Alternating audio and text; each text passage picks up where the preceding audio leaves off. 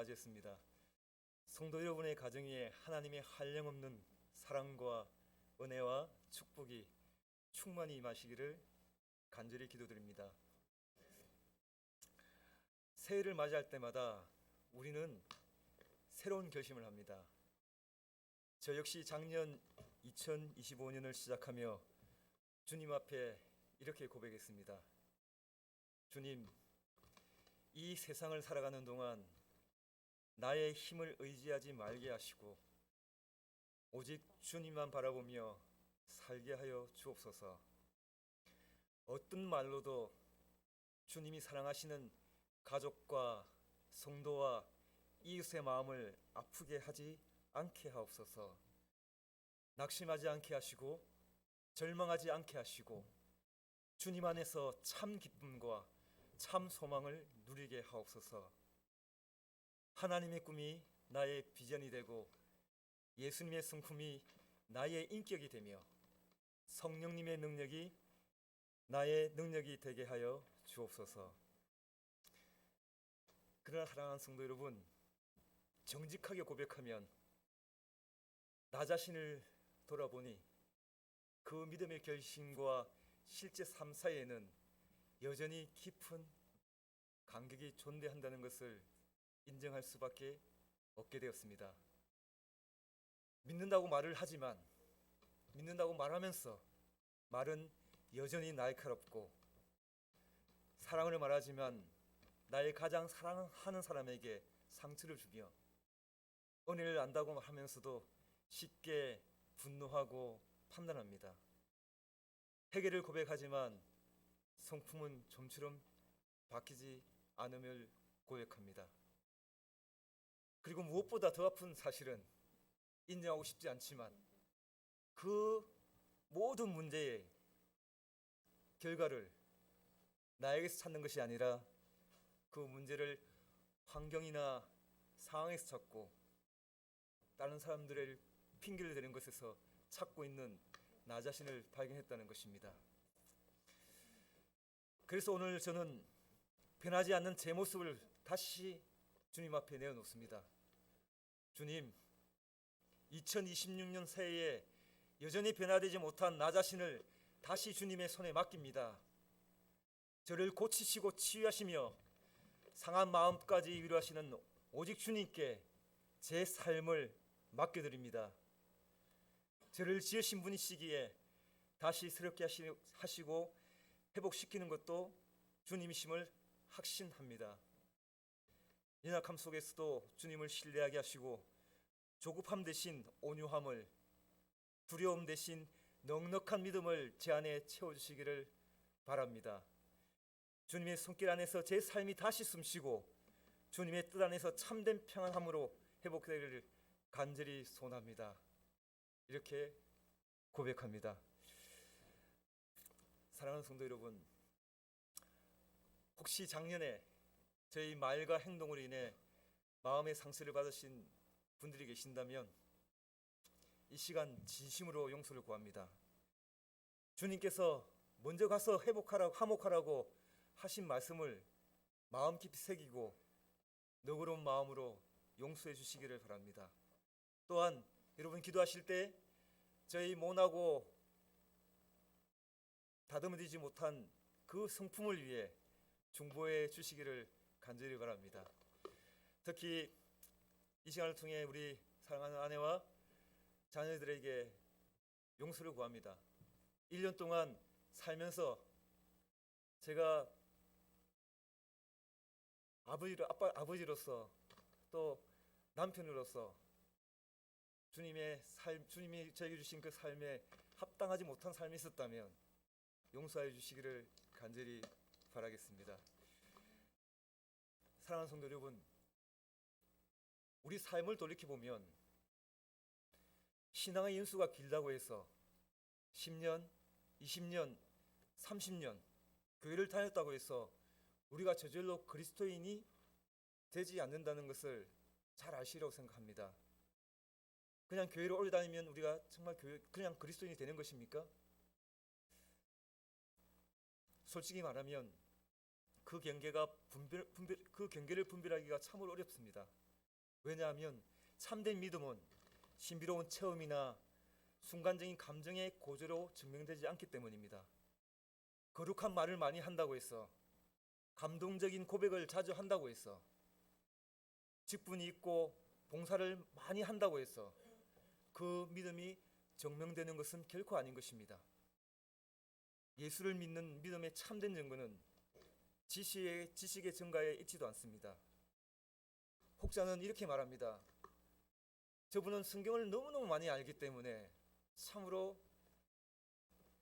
믿음이 좋으셔. 그 말이 맞습니까?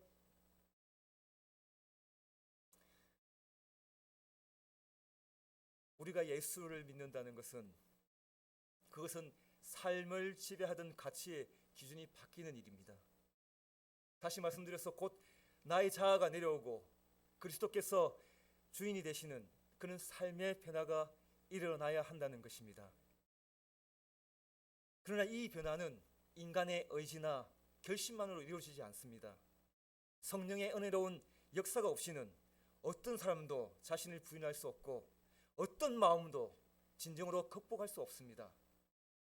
성령께서 마음을 비추실 때에야 우리는 비로소 자신의 참모습을 보고 은혜 앞에 무릎을 꿇게 되는 것입니다. 엘렌 G 하리스는 이 진리를 이렇게 단순하게 정리합니다. 자신을 포기하는 것, 이것이 그리스도의 가르침의 요지이다.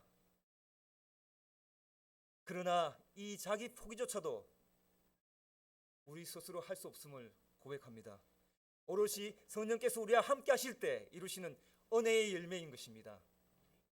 성경은 이 질문에 대해 놀라운 만큼 분명하게 답합니다. 예수를 믿는다는 고백은 과장이 아닙니다. 그것은 인생의 중심축이 완전히 바뀌었다는 선언이며 성령께서 우리의 삶을 중심을 옮겼다는 증거인 것입니다.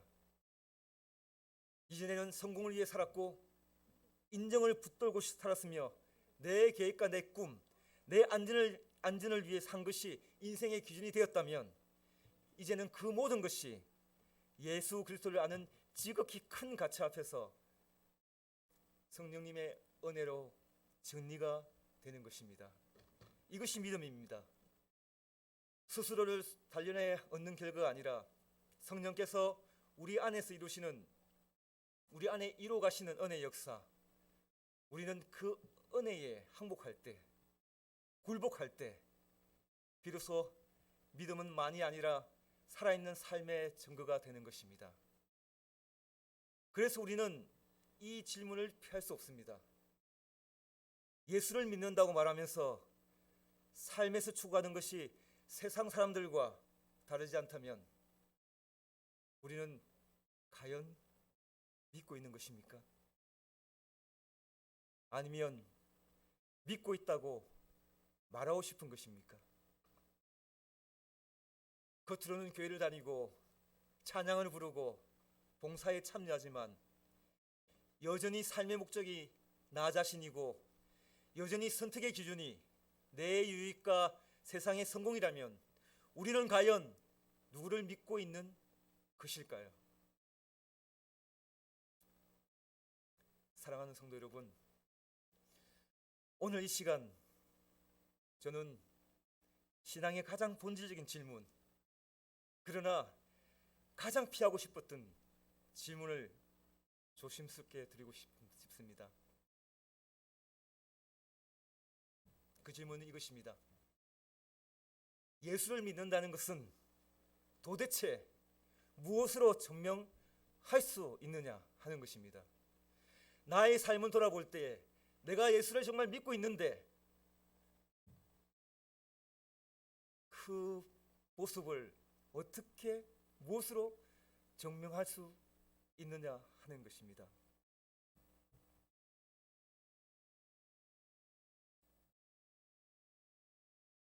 이 질문은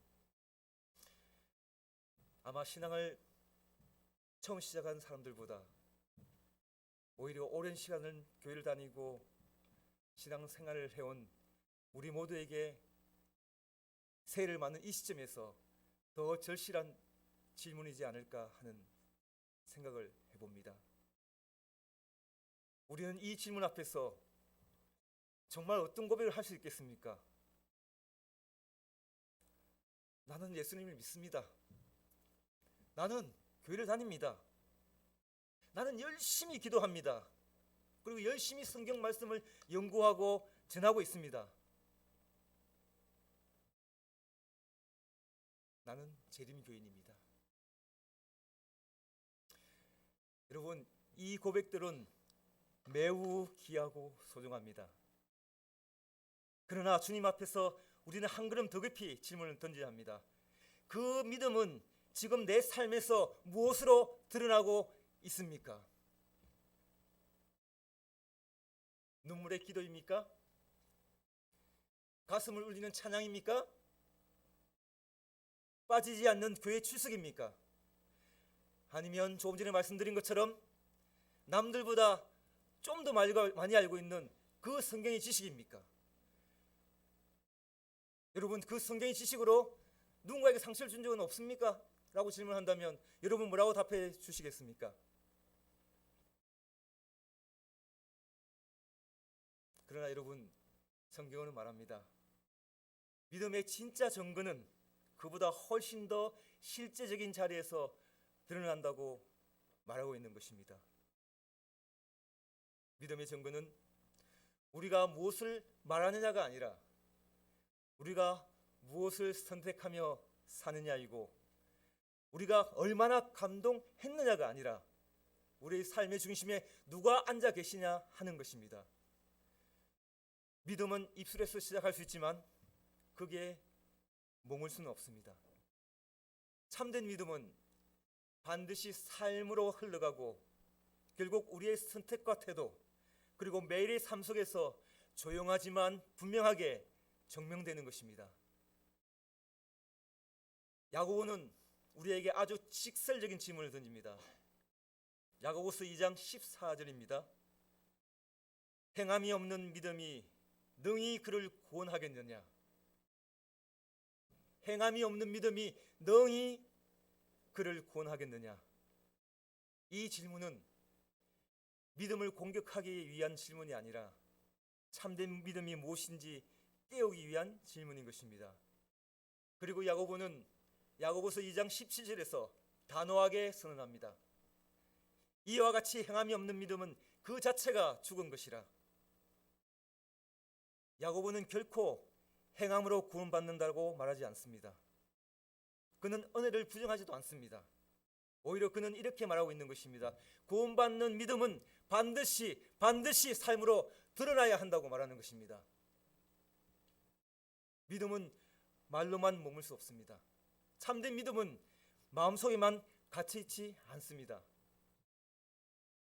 그 믿음은 우리의 선택을 바꾸고, 우리의 관계를 바꾸고, 우리의 말의 온도를 바꾸고, 우리의 삶의 방향을 바꾸게 되는 것입니다. 행함은 결코 믿음을 대신하지 않습니다. 대신할 수 없습니다. 그러나 행함은 믿음이 살아있다는 증거를 우리에게 보여주는 것입니다.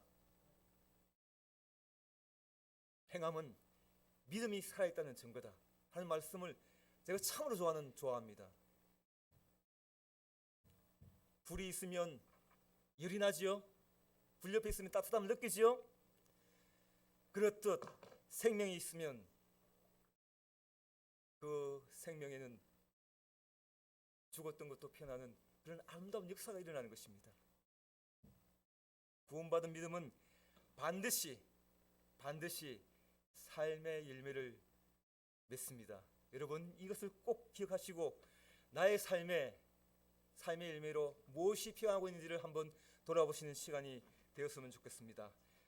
그래서 야고보의 말씀은 우리를 정죄하기 위한 말씀이 아니라 우리의 믿음을 깨우고 살리기 위한 하나님의 사랑의 경고입니다. 믿음은 질문 앞에 서게 하고, 믿음은 선택 앞에 드러나며, 믿음은 결국 삶을 통해서 증명된 걸 다시 한번 우리는 기억했으면 좋겠습니다. 예수님은 산상수훈 마지막에서 우리를 향해 매우 단호하게 이같이 말씀하십니다. 마태복음 7장 21절입니다. 나더러 주여 주여 하는 자마다 다 천국에 들어가는 것이 아니요 다만 하늘에 계신 내 아버지의 뜻대로 행하는 자라야 들어가리라. 이 말씀은 믿음의 본질, 신앙의 본질을 가르는 결정적인 기준입니다. 여러분 아시죠? 우리의 삶에는 두 가지의 신앙이 있습니다. 첫 번째는 입술의 신앙이고 두 번째는 삶의 신앙입니다. 입술의 신앙은 주님을 부르지만 삶은 변화되지 않습니다. 그러나 삶의 신앙은 말을 많이 하지 않더라도 선택이 달라지고 방향이 달라짐을 통해서 변화의 삶이 시작되는 것입니다. 주님은 이 시간에도 말씀하고 계십니다. 내가 무엇을 말했느냐보다 내가 무엇을 바라보고 어떻게 살았느냐라고. 이 말씀은 정죄가 아니라 삶을 소도하시는 주님의 마지막 호소인 것입니다. 한 사람이 길을 가다 이 길로 가면 목적지에 도착합니다라는 표지판을 만났습니다. 그는 그 표지판에 적힌 것을 자세히 읽었고 그 뜻을 명확히 정확히 이해했으며 어느 방향이든지 또렷하게 설명할 수도 있었습니다. 심지어 다른 사람들에게 그 길이 얼마나 옳은 길인지에 대해 열심히 말해주기도 했습니다. 그러나 여러분, 정작 그는 그 길로 한 걸음도 들어서지 않았습니다. 반면 또 다른 사람은 표지판의 문장을 길게 설명하지도 못했지만 그 방향을 믿고 말없이 주저함 없이 그 길을 선택해 조용히 걸어갔습니다. 사랑하는 성도 여러분, 과연 누가 목적지에 도착했겠습니까? 많이 아는 사람이 있을까요? 아니면 모르지만 믿고 순종하고 걸어간 사람일까요? 믿음은 표지판을 얼마나 잘 설명하느냐가 아니라 그 방향을 신뢰하고 내 인생을 그 길 위에 올려놓는 것입니다. 믿음은 분석이 아니라 선택이고 이해가 아니라 순종이며 말이 아니라 실제적인 행동으로 옮기는 것입니다. 우리는 종종 신앙을 외적인 모습으로 평가하기를 좋아합니다. 신앙 연수가 얼마나 되었을까? 교회에서 어떤 직분을 맡고 있는가? 교회에서 얼마나 봉사를 하고 있는가? 얼마나 많은 설교를 했는가? 또 예배 시간에 얼마나 빠짐없이 출석하고 하나님께 영광을 돌리려고 노력했는가? 또 교회 안에서 얼마나 많은 영향력을 끼치고 있는가? 사랑하는 여러분, 그러나 성경은 믿음을 전혀 다른 자리에서 정의합니다. 본문 말씀 히브리서 12장 2절 다시 한번 말씀드립니다. 믿음의 주여 또 온전케 하시는 이인 예수를 바라보자. 믿음의 주여 또 온전케 하시는 이인 예수를 바라보자. 믿음은 먼저 행동이 아니라 시선인 것입니다. 무엇을 바라보며 사느냐, 누구에게 인생의 중심을 두고 있느냐의 문제인 것입니다. 거센 바람이 불던 어느 날 배 한 척이 거친 파도를 지나고 있었습니다. 배 안의 어른들은 요동치는 배의 불안한 마음을 감추지 못했습니다. 그런데 한 아이는 아버지 옆에 앉아 파도를 바라보며 이상할 만큼 차분한 얼굴을 하고 있었습니다. 어린이 이렇게 물었습니다. 아이야, 이렇게 파도가 센데 너는 무섭지 않니?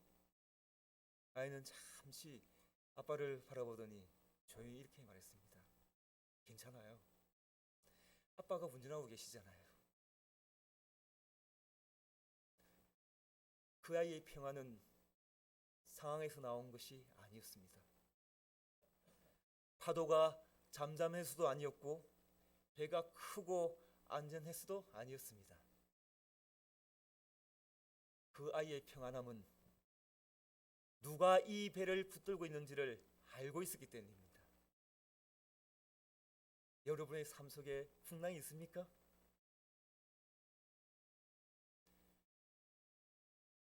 여러분의 마음을 예수님께 내어 맡기지 않으시겠습니까?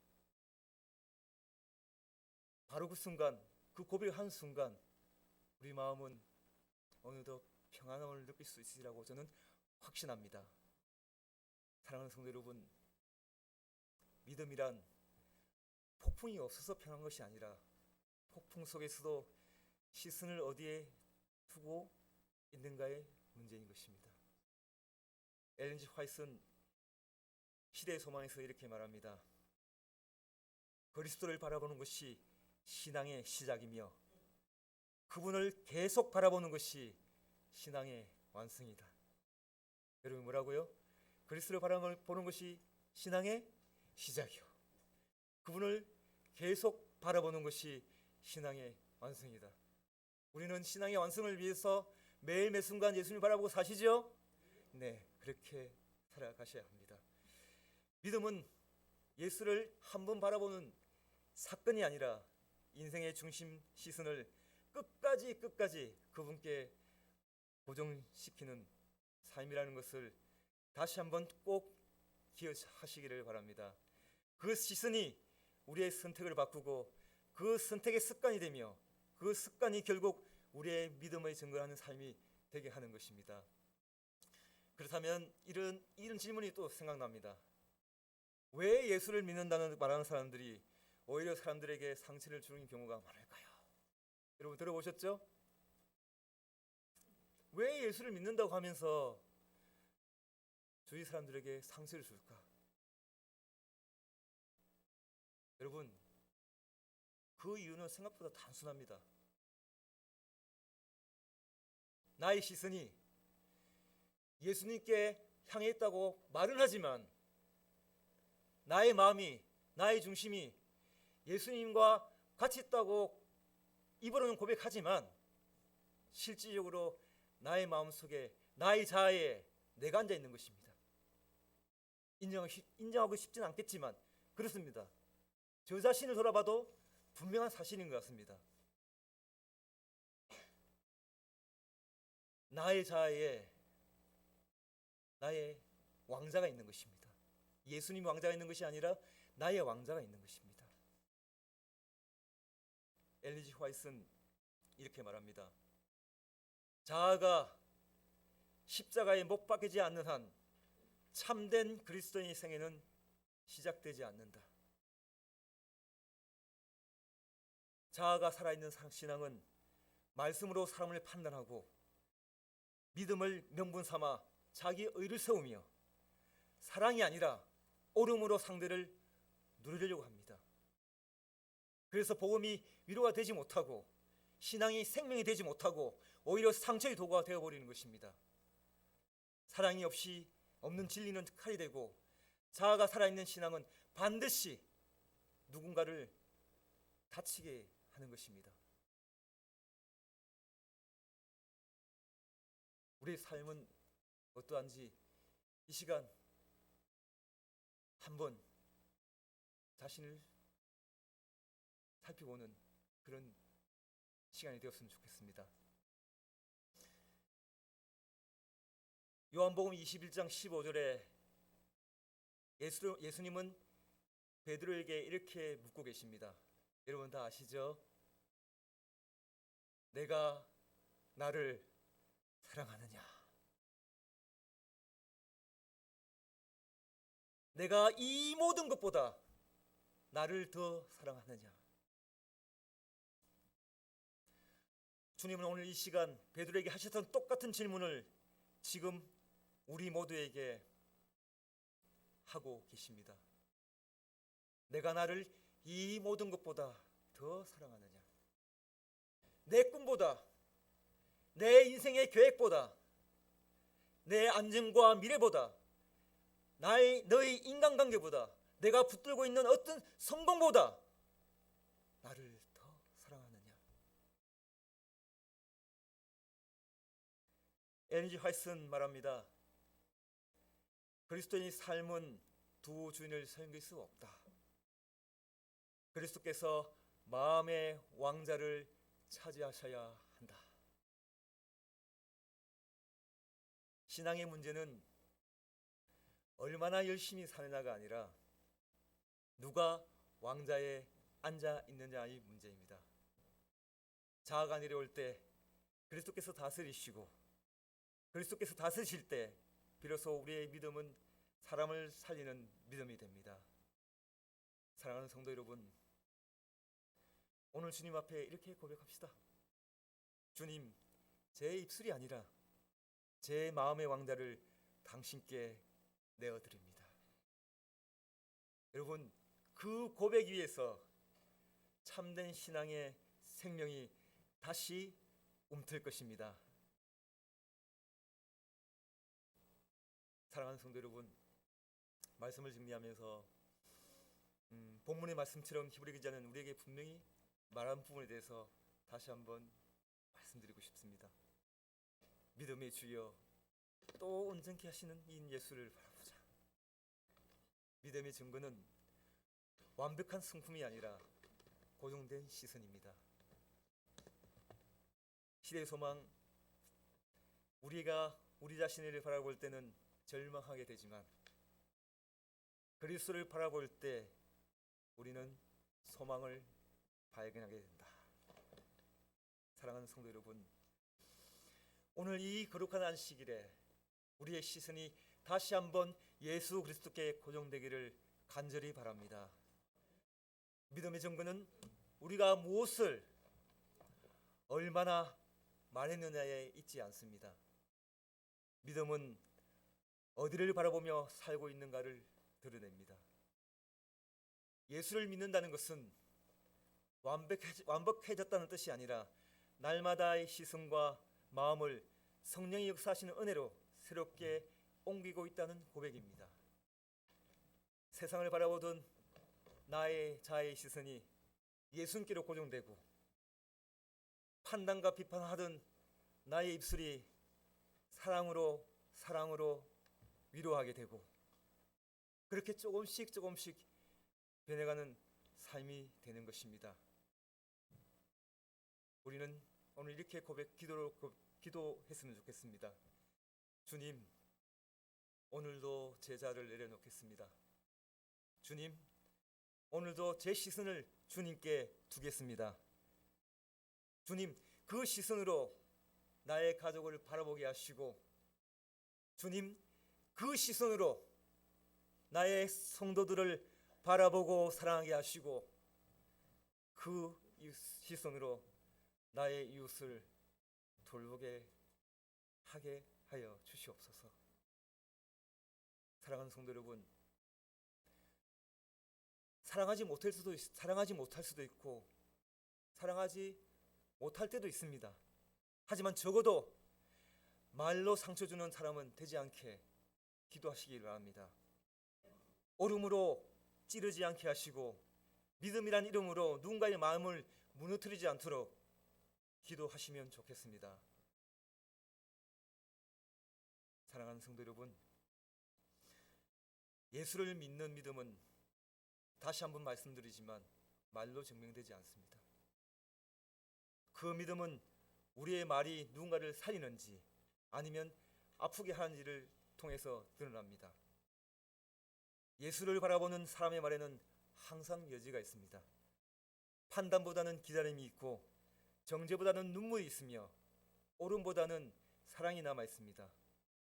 오늘 우리의 고백이 입술에서 끝나지 않고 삶의 방향이 되기를 간절히 소망합니다. 특별히 한마디 말로도 성도를 다치지 않게 하는 신앙의 모습으로 살아가기를 주님의 이름으로 간절히 축원합니다.